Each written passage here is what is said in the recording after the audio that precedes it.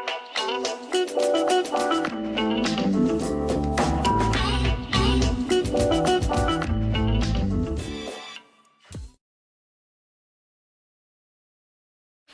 everybody, this is Tracy here with another edition of Review from Tracy's Point, and we are here with the recap for This Is Us Season 5, Episode 6, which was titled Birth Mother. So you guys, I did the uploads for Episodes 4 and 5. I apologize for getting behind, but I promise that I am now on track, okay, and that we're going to do these recaps the following day after the episode airs. So if you haven't had a chance to check out the recap for episode 4 and episode 5, they are up. I loaded them on yesterday evening, and hopefully this one will get up before the night is over with. I've been having problems with YouTube going through the approval process for monetization on my videos. It usually takes about 15 minutes, but yesterday it took a couple of hours to get those videos monetized, and so we'll see what happens when I load this video tonight. So let's go ahead and jump right in.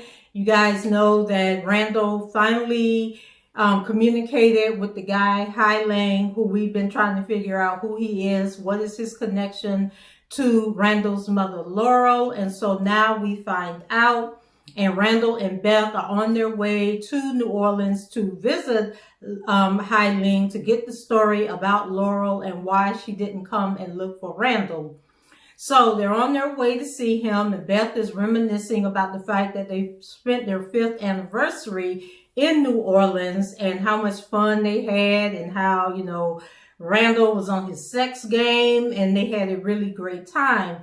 But Randall isn't in such a festive mood, not that we were surprised, because he's thinking about, you know, they were there 5 or 6 days on their anniversary, and they basically could have passed Laurel on the street and not even known it because they didn't know she was still alive or what she looked like.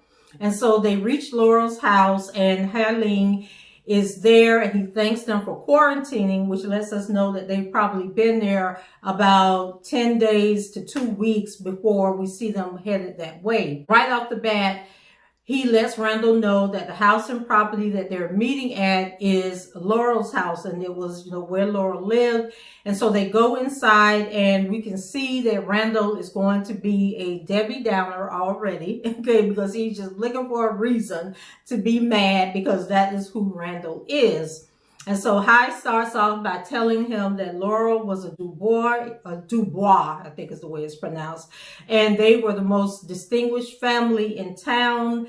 And I was thinking it was funny that he referred to it as a town, because I thought that places in New Orleans and Louisiana were referred to as parishes, but I could be wrong. We learned that Laurel's dad was a banker and that he was very stern and disciplined with her and her brother. And the mom appears to be really stressed out, but I'm sure that she's nothing but a socialite who is probably mad that she's married to this man for whatever reason.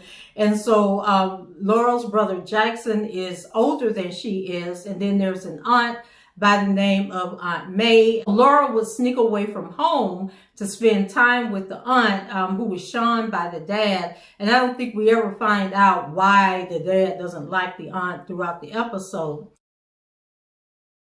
So in the past, like, a lot of this is Hai Lang telling Laurel's story. And so a lot of this is going to be in the past that I'm telling you guys. So when Laurel gets there, her and the aunt go swimming in the lake behind the aunt's house. And so the first thing that came to mind for me was, how y'all just getting in that water swimming around? Like, because we always hear about in Louisiana, you know, the water is full of alligators and crocodiles, and then you don't just go swimming, you know, but that could just be, you know, it's like here, you could have a lake in your backyard and there's no alligators in it, but then the lake at the park could have alligators in it. So it just depends, I guess, on the waterway. But I thought that was funny. And even when I went on Twitter, there were a couple of people that were saying every time Laurel got into that water, they were thinking that oh my God, don't let an alligator come up and bite her. So Laurel returns home and her brother, sneaks her into the house. But the dad is still up and forbids her to ever go to the aunt's house again. So then we have a scene in the kitchen the next day because remember Laurel went swimming, so her hair is like all, in its natural state and it's in an afro and then got all tangled up and everything. And the mother is trying to straighten her hair out. And we'll get a lot of, like African American traditions throughout this episode, which I thought was kind of cool. So her mother tells her that, she'll comb the wild out of her if it's the last thing that she does. So we know that Laurel had a mind of her own. She was a wayward child that was going to do whatever it was that she wanted to do. So Laura goes upstairs to the brother's bedroom and he's listening to Mahalia Jackson's version of Eye is on the Sparrow. And so Laura comes in and says, don't you have some Marvin Gaye or something? And so he lets her know that Mahalia is a queen, okay, because she sang for Dr. Martin Luther King. So Laurel can miss him with that.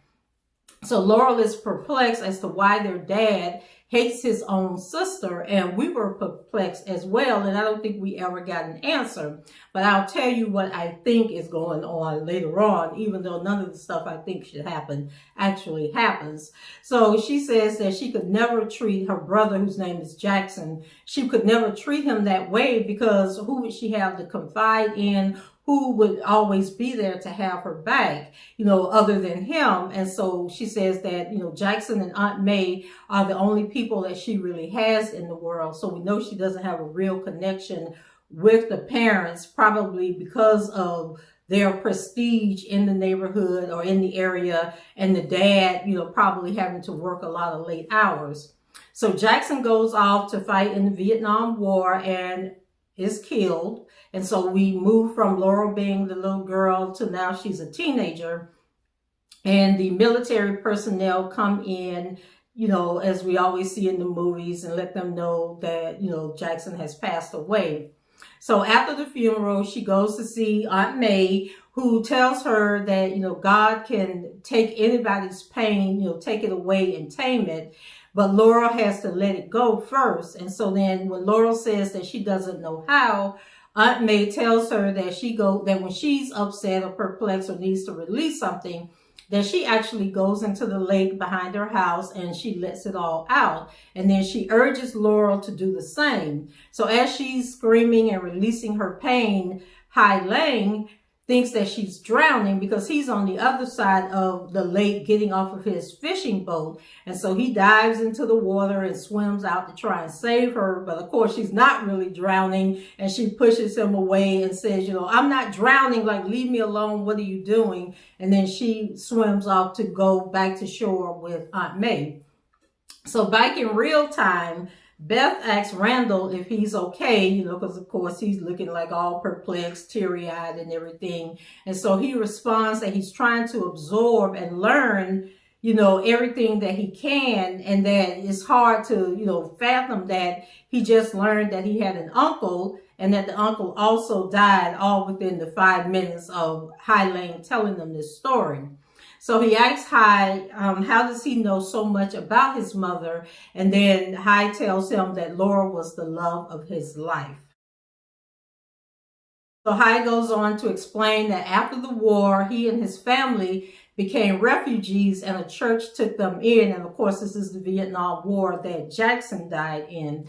And so he said that New Orleans was the perfect place for their family because the weather and the conditions and everything were very similar to where they were from. And so, by nature, he became a fisherman to help support the family. And so he started to refer to, after the meeting in the water, he started to refer to Laurel as the woman that wasn't drowning until he actually had a formal introduction to her later and learned what her name was.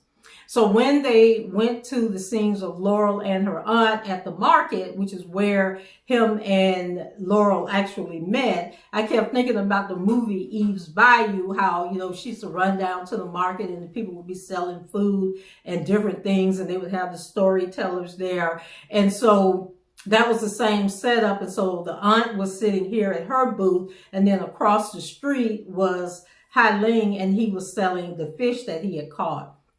So Laurel is now in college age, I believe, and she's dating this guy named Marshall who works at the bank for her dad. And so she doesn't seem to be too impressed by him. And so she's on her way to deliver some vegetables for Aunt May. And I'm saying vegetables. It might not have been vegetables. The aunt would like wrap the stuff up and give it to her, and then she would take it to whomever. And so she spots Hai Ling, and he remembers her from the lake, or she remembered him from the lake. So they start making goo-goo eyes at each other, and they have an instant connection, although Hai doesn't speak good English. And so I guess now that Laurel is older, she can have a relationship with the aunt, or maybe her brother passing away softened them up, or is it because she's older? I don't know, but now she's freely moving about talking to the aunt. She's like, talking to Hai Ling the best way she can, moving her hands and everything. And so he offers her a fish, and Laurel says that, she didn't want the fish because she can't cook. And so he offers to cook it for her. And then they have a late evening picnic by the lake, and she's really impressed with him. And afterwards, they start to spend a lot of time together. And then at some point, they become sexually intimate with each other. And she tells him in Vietnamese that she loves him. And then he replies back to her that he loves her too. So it's just a really nice love story going on. So at home, she's still being pushed into a relationship with this Marshall guy. So she's sneaking into the house late one night, after she's been out with Hai Ling, and her dad is waiting up for her. And so the dad wants to talk, and he feels as if he doesn't see her anymore. And so Laurel says that it's because of her studies, and she has to go from one college campus, I guess, to another college campus, to the library. And so her dad thinks that she's spending a lot of time with the Marshall guy. So I guess Marshall knows that Laurel don't want him, and she's covering when the dad is asking or leading the dad on to think that they have a closer relationship than they actually do. So he lets her know that he gave Marshall the VP job at the bank, and Marshall confided in him that he plans to propose to Laurel, and that, he had came to the father asking for the father's blessings. So Laurel is looking like she is sick to her stomach, and it doesn't help that her dad tells her that he expects her answer to be an easy yes when Marshall comes over for dinner, because they were going to have like a celebration dinner for him. And I thought it was weird because they never really showed Marshall. I think they showed him maybe once or twice in passing, but we don't learn anything about his family. Like, did his family live in New Orleans? Was he a college student that stayed on? And this obviously is like an arranged marriage that the father has put together because he wants Laurel to continue in a certain lifestyle. And this is probably why the mother is all miserable and mad and, staying in her room all day long, because she was tricked into this marriage with this man who is obviously very controlling. So the next day, Laurel goes to see Hai and tries to get him to run off to Chicago with her. Like, she's already in the taxi cab and everything. And I never could figure out how far the aunt lived from Laurel and her family's home, because in the first scene where she is a little girl and she sneaks off to see the aunt, she walked away and, ended up on the aunt's property. But then on the day that she's asking Hai Ling, who lived on the other side of the lake from the aunt, she's actually in a taxi cab. So he tells her that he can't run off with her because his parents wouldn't be able to survive without him. And then he tries to get her to stay with him, but she says that she can't, that her father would never allow that. So back in the present time, Randall is spazzing out as usual. And so he compares the story that Hai Ling is telling him to the movie The Notebook, which was also a book.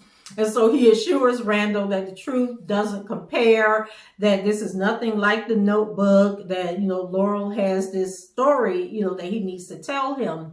And so Randall wants to know, how did Laurel end up in Pittsburgh? Why William thought that, she had died, and why didn't she come looking for him? And so it was so funny because Beth was like really intrigued by the story. She was looking at it more as a love story than Randall, looking at trying to get these pieces together and figure out why his mom didn't come looking for him, and why did William think that she had passed away.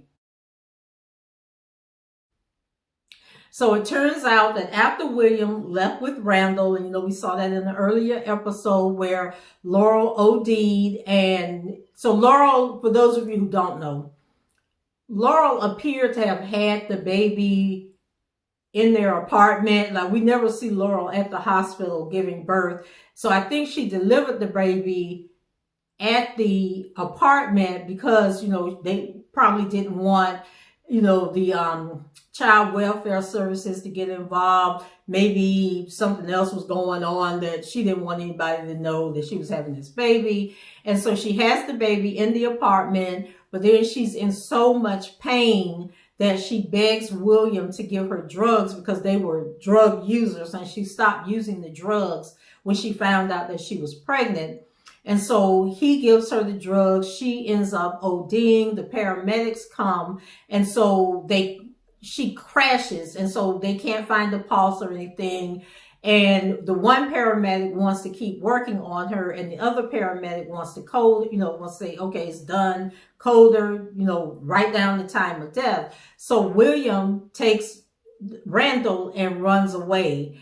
But then after he leaves, they're able to finally get a heartbeat, and they take Laurel to the hospital. She's at the hospital. She's in a lot of pain. They're giving her medication, to knock her out, make her sleep, giving her stuff for the pain. And in between being awake and being sedated, she's crying for her baby. She wants to know where William is. She's telling them to help her.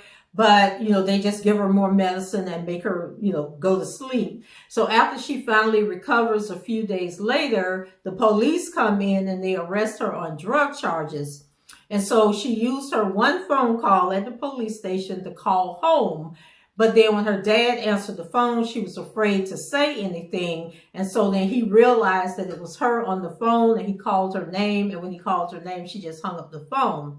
And so she was given a public defender, and the public defender told her to plead guilty since it was her first offense. And instead of getting leniency and maybe a drug treatment program, she was sentenced to 5 years in prison. And then I want to backtrack for a second here, because she had told Hai to run away to Chicago with her because she knew people that live in Chicago. But she ended up in Pittsburgh, and they never did say how she ended up in Pittsburgh. And then I started thinking about when William was on the show, and William was telling his story. And remember, William's mom, I think the mom left and went somewhere, and then William followed the mom, but the mom didn't want him there or something. It was something, I know they left and went somewhere else. And then the mom, really didn't want anything else to do with William. She wanted William to stand on his own 2 feet. So I'm not sure if Laurel and William met in Chicago, or if she never made it to Chicago and went straight to Pittsburgh. I missed that part. So if you know that whole situation, please leave it in the comments and let me know. So her public defender tells her to plead guilty, and instead of getting the light sentence, she's sentenced to 5 years in prison. So this must have been federal charges, because Hai says that the jails in Pittsburgh were overcrowded. So Laurel ended up getting sent to California. And so I thought when you get convicted of state crimes, that you serve your time within that state. It's not necessarily in the same city where you got arrested, but you will serve your time in that state. But then with federal prisons, they don't let you serve your time close to home. You get shipped all over the country. So that was a little confusing to me. So then in essence, Laurel, to me, chose prison over her father for help. And I'm thinking if they were that wealthy, I'm sure that the dad would have gotten her good lawyers and gotten her out of this predicament. And then they could have found her child. They could have found Randall and found William, and then everything would have worked out. But I guess the shame of running away and then becoming a drug addict, having a baby, and all of that was too much for Laurel to bear, and she would have rather served this time in prison than to ask her parents for help. So High says that she didn't talk much about the time that she spent in prison, and he didn't try to push her to give any of that information. There wasn't a time when she didn't think about Randall and, what was going on with him. And so she was released from prison in 1985, but only had enough money for a one-way bus ticket. And she chose to go to her Aunt May's house, which once again, how far did Aunt May live from the parents? So by then she felt it was too late to find Randall and be a mother, so she just decided that she would stay in New Orleans with her aunt. And so she tells Aunt May that she had a baby boy with a man who really, really loved her. And then Aunt May kind of gives us some clues about what was going on in her life. So she shares a story about her first love, and we find out that the guy that she was in love with was actually a married man. And then I think Aunt May might be Laurel's mom, and that Aunt May really ain't the biological brother to the dad, but they just play. I don't know, child. This was just so confusing to me because we never did really get this information. So I was thinking Laurel's dad is the married man and that Aunt May was the mistress, or Aunt May had the baby and Laurel's dad took the baby, to save, I guess, shame on the family. He ended up taking Laurel and raising Laurel as his own. And so she says that, she lost her man and her baby all at once, and her parents sent her away, and this is where she found salvation, there on that farm, or that farmhouse and on the lake. And so Aunt May tells Laurel to call her parents and let them know that she's back and that she's okay, but Laurel refuses. And then once again, I'm trying to figure out how far away from the parents does Aunt May live, that if they're this big, wealthy, prestigious family, that people wouldn't see Laurel out there at this, on the street vendors where everybody's going to get their produce and stuff, that somebody wouldn't see Laurel and recognize her and go back and tell the mom and daddy, I saw Laurel in town with this May lady. So it was just really confusing, but that goes to these family secrets, that happens back then that people don't reveal, and then children grow up not knowing who their parents are and their real heritage. So Laurel says no, she's not ready, to talk to them, and she breaks down crying about not being able to stay clean for Randall. And then Aunt May tells her that if she doesn't let the guilt go, it will strangle her. And so that night, Laurel goes out into the lake and she releases all the hurt, with another yell and scream. At this point, I don't think we ever hear from the parents again. We don't know what happened to the parents, when they died, how they died, if Laurel ever made amends with them or not. And so I also can't believe that with the resources that the parents had, that they never tried to find Laurel all those years that she was in prison, or even when she returned back to Louisiana. And then poor Randall, of course, he's overwhelmed by it all. But Beth, like I said, she's intrigued, like, oh my God, like this is so amazing. Go back to Laurel, and she's at the market with her aunt. And when she looks across the street, and High is still working, his little fish market across the street. And so they wave hi, but that's pretty much it. So then we get back in current time, and Beth is like, I can't believe this part of the story, and then like, you guys had this forbidden love, you finally reconnect and see each other, and all you do is wave. And so High explains that by then he was married and that his wife was expecting her first child, or expecting their first child. So they had a few stolen moments, he says, and that was enough for him. So then Randall chimes in and asks, how could they have been so close when the time that Laurel died? He said that, Laurel was the love of his life and he was there with her when she passed away. So Randall's like, so if y'all just saying hi from across the street, how did you get this deep relationship with her? So High explains that it took decades for him and Laurel to resume their relationship. His wife died and his kids were grown and had moved away.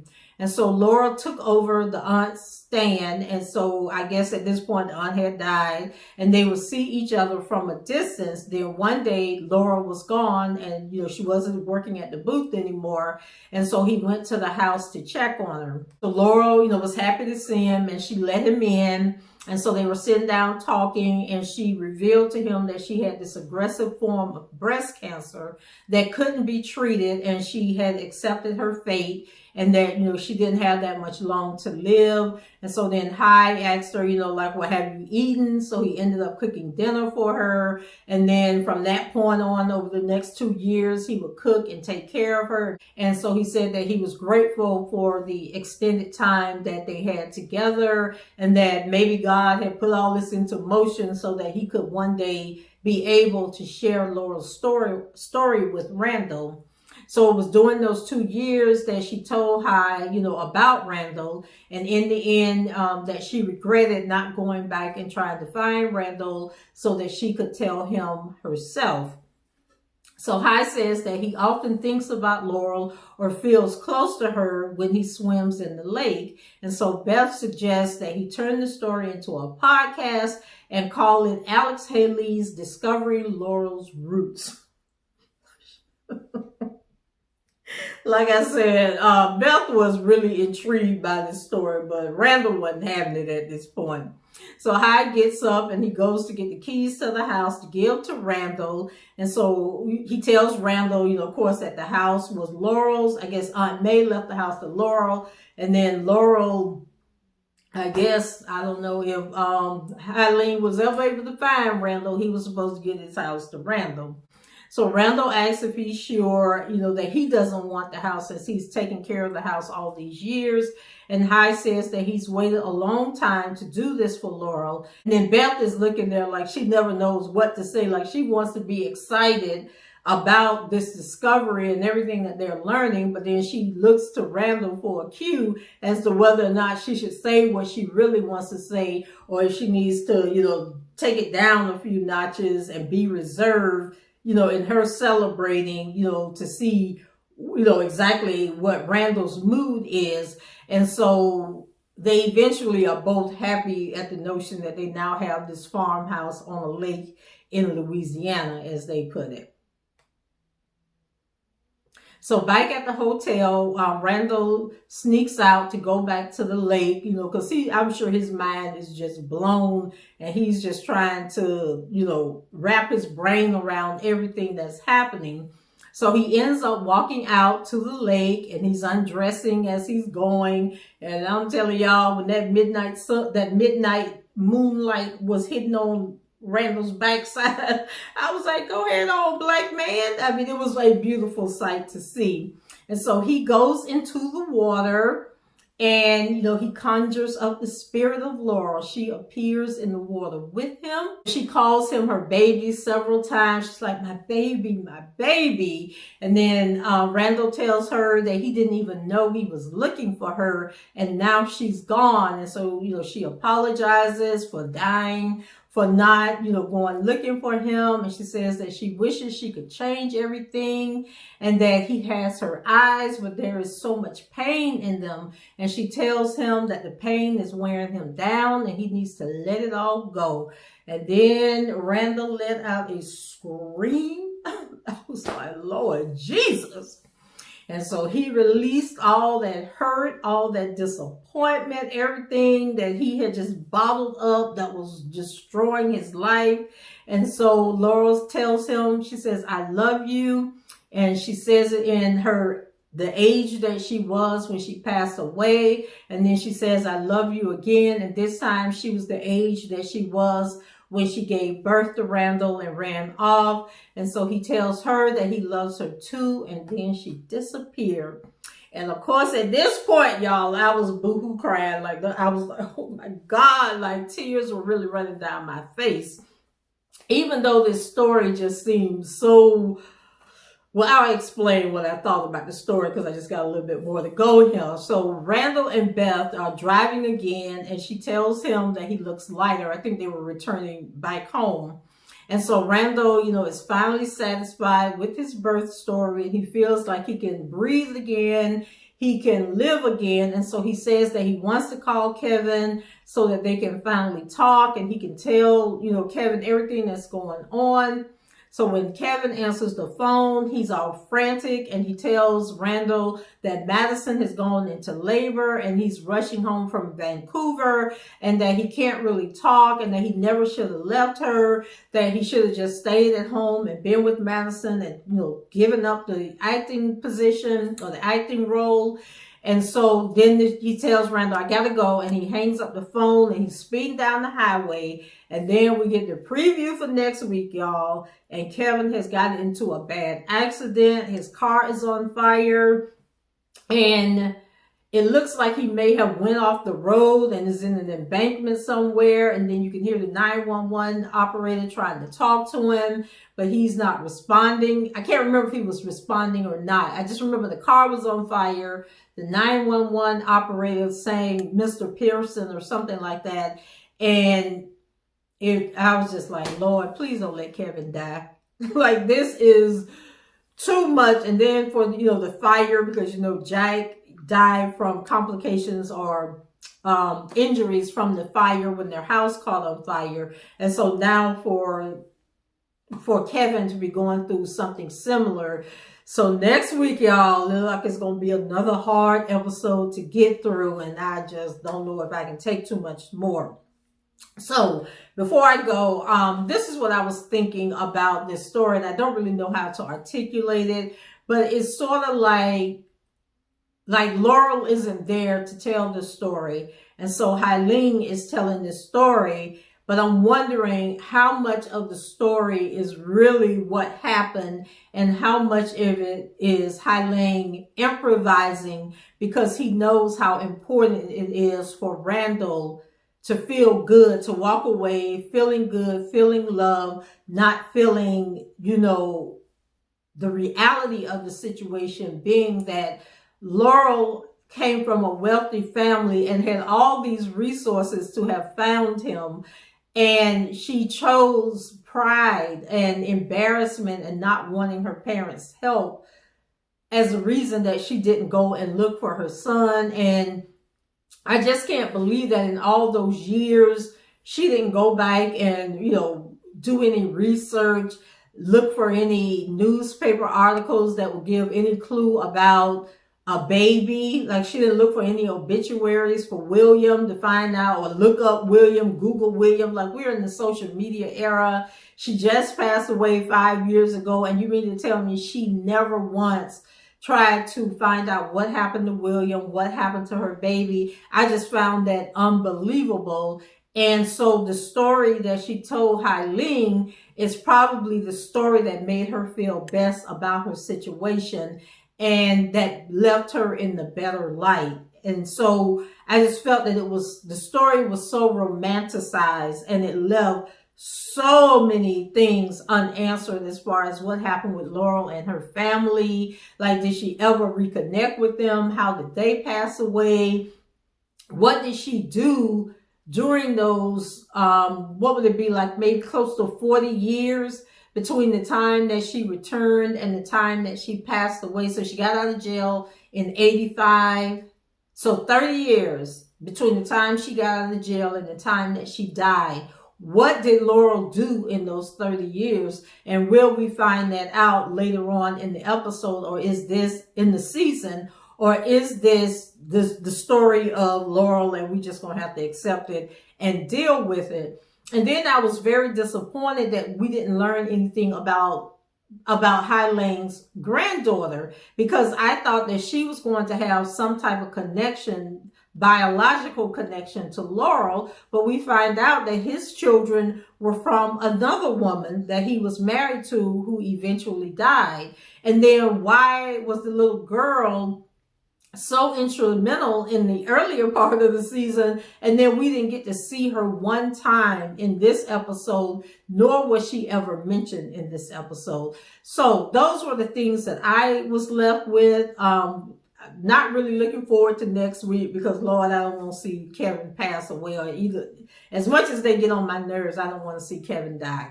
So let me know what you thought about this episode. Leave your comments below, rate the video, and subscribe to the channel if you haven't done so already. And until the next time, I shall talk to you guys later. Bye-bye.